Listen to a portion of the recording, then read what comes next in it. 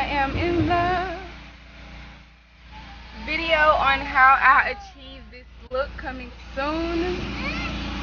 I used a new knotting method to get my curls. I'm very pleased with the results. Stay tuned for the video.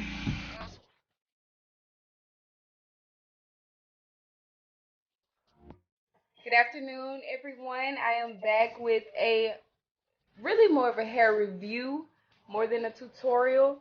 But these beautiful curls right here I achieved with a new knotting method.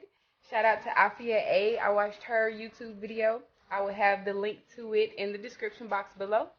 But if you want to see how I achieved this on my hair, then stay tuned. Alright, right here I am doing a standard retwist on one lock, adding the new growth hair into it. Also, what you're going to see me doing is a 2-strand or rope twist on this lock and the one behind it. I did a whole head of rope twists before in order to combine my locks so that they can grow thicker in the future, but all of them did not stay. So before I put them into the knots, those that needed retwisted together, I did that first.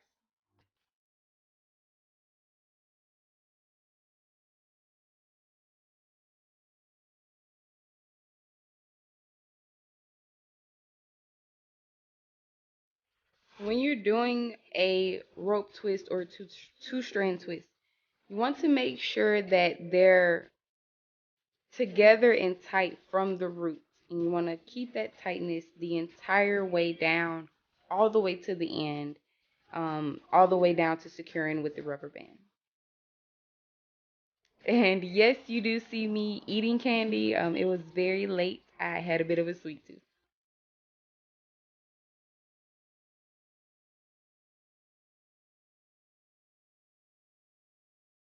So again, here I am all the way to the end, about to secure with the rubber band before actually putting it into the knot. Afia A does warn that when you're doing this style, you want to make sure your hair is very wet.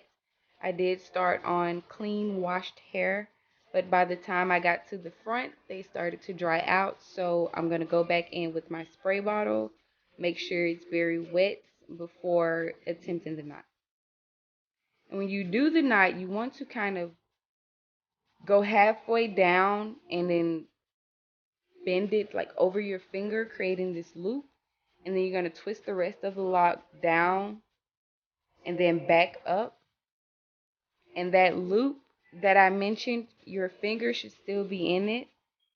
So by the time you get back up to the top, the tail end of your lock goes through that loop to secure the entire knot. And now I am finished. What my full head looked like with all of my knots. I actually love the Bantu knot look, so I left them up an entire day and wore them.